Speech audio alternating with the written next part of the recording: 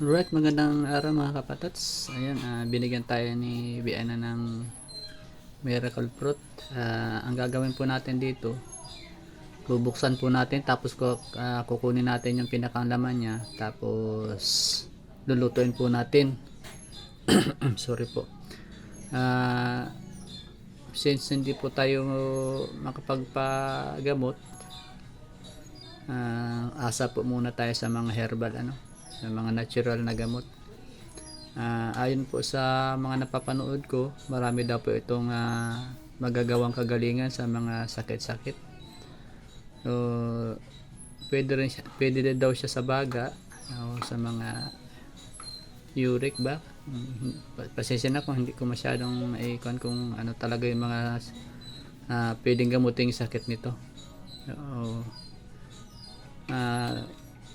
hintayin nyo po yung aking pagkakayod at saka yung yung pagkukuha po natin ng pinakalaman niya, yung kayod. Tapos yung pagluluto po. Abang-abang po kayo. Maraming po salamat. Ayan, magandang araw pong muli mga kapatos. Andito na yung ating pagbubukas natin ng bunga ng miracle fruit. Bibiyakin na po natin siya. Matigas po pala siya.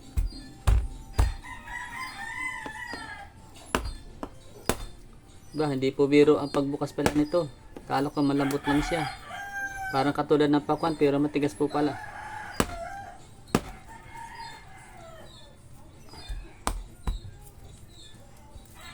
Tigas po. Tapos yung ating kutsilyo wala pang hawakan. Kutsilyo natin. Ano kaya to? Kala ko malambot lang siya.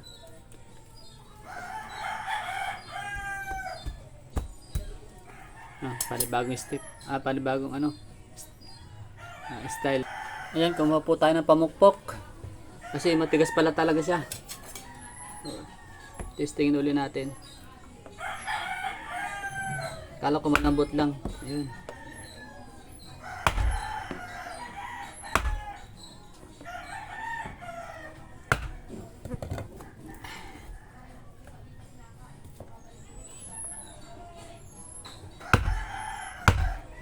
Yumayanig yung buong yumayanig yung flooring pag pag pinupokpok ko.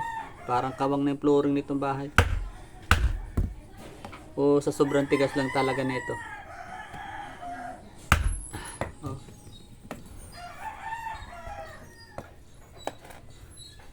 Baka nakawala sa pupukon yung video.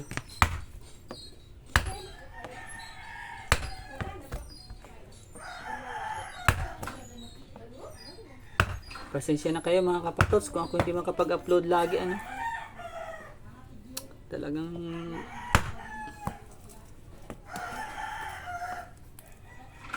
lagi po tayong sinusumpong ating karamdaman. Hindi ko na alam kung anong gagawin ko sa katawan ko.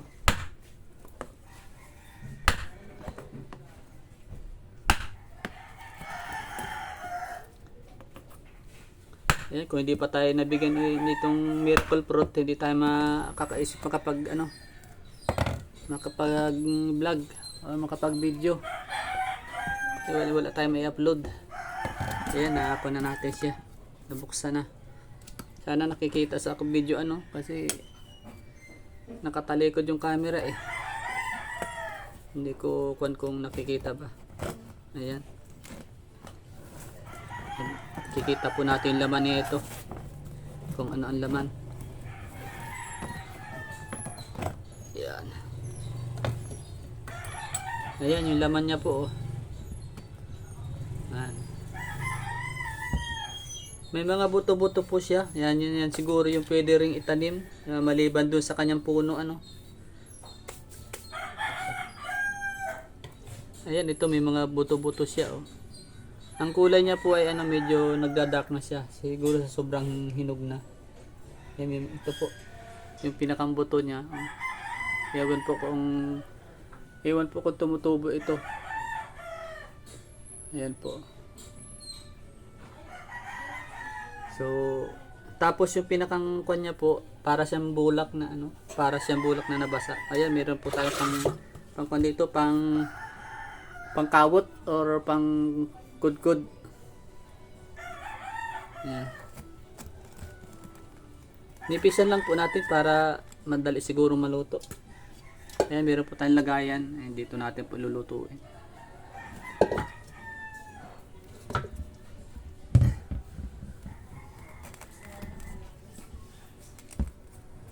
Sana gumaling tayo dito sa miracle fruit na to. Walang hindi tayo makapagpa-doktor. Sobrang hirap na po ng kapatoda niya na makapagpa-doktor. Madulas pala siya.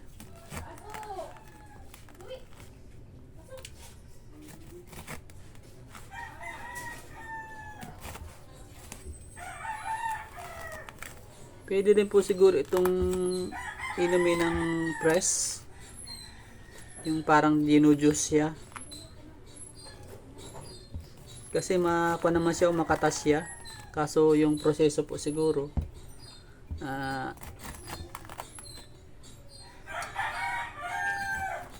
mas makuha po siguro yung niluluto. Kasi mas tumatagal siya. Hindi katulad doon sa ganito na ano. Ewan ko rin lang po kung talaga na inom ito ng press.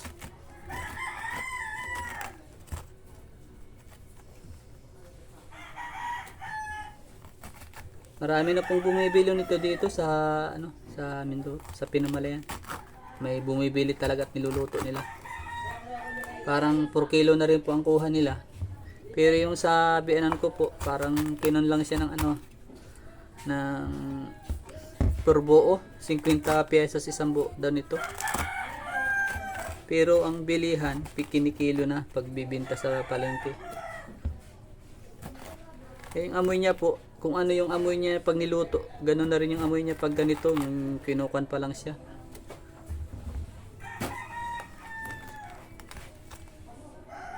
Ang kaibahan lang yata nito pag niluto, yun, parang nagkukuan siya. Parang nagda-dark. Dark po yung pinakang juice niya.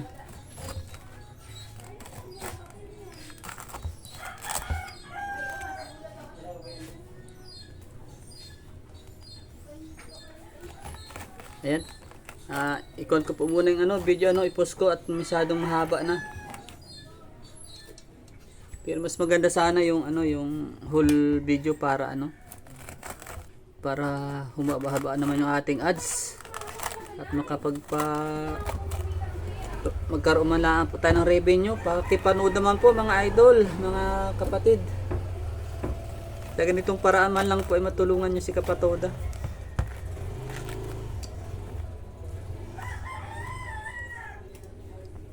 Nag-iisip po ako kung pagpapatuloy ko pa ba yung aking channel o ipapasa ko na lang doon sa anak ko. Hindi naman pa tayo makapag content ng maganda. Bihira pa.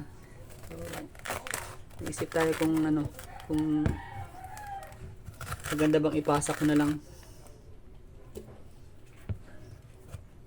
Hindi ko alam kung kinukuha sagad ito sa balat. Kasi yung pinakangkuan niya parang wala na siyang katas or juice. Ayan, putulin ko po muna. Abang-abang na lang po kayo pag malapit ng matapos So ayan mga kapatods, sana tapos na po natin yung yung pag kuha ng laman ng miracle fruit. Yan, ito na po yung niya, balat. Tapos ito po yung nakuha natin, isang buo. Ayan.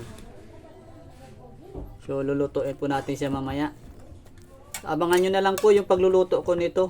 Hanggang dito na lang po muna yung video ng ng yung pagkuha po natin ng laman. Abangan nyo na lang po yung pagluluto po natin. Ayan.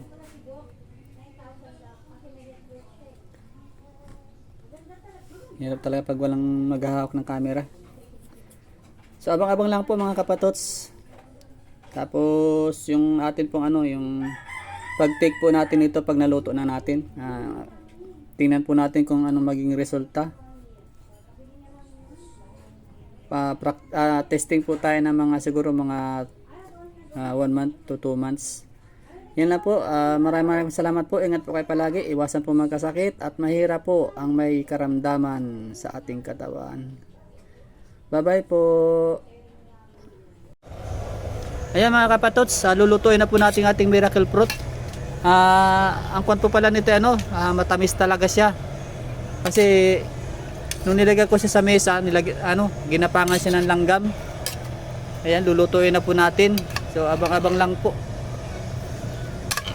Nagsabaw na po siya kahit hindi pa po siya naluluto. Ayan.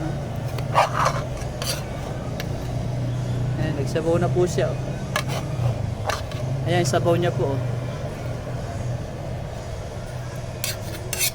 Parang kaya lang po talaga siya niluluto para magtagal po siya yung pag-i-stock.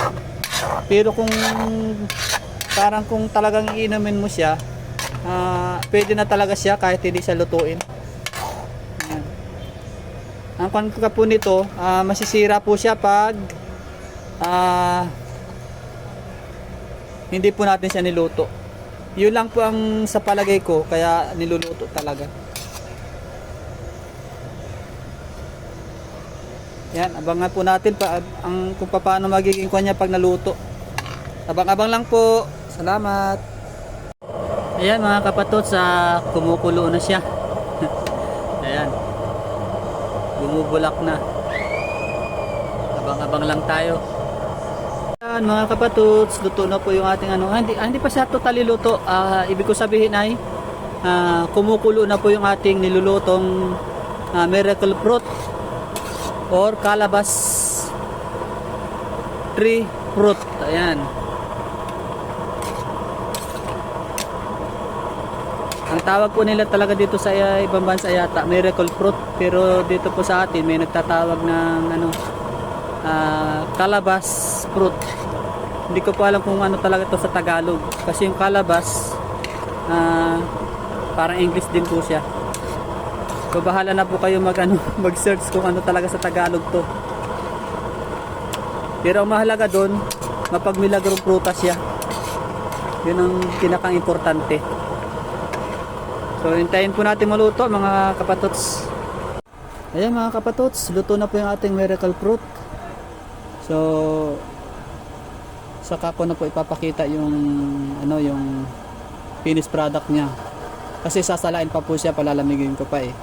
Maraming po salamat sa panonood. Paki-share naman po.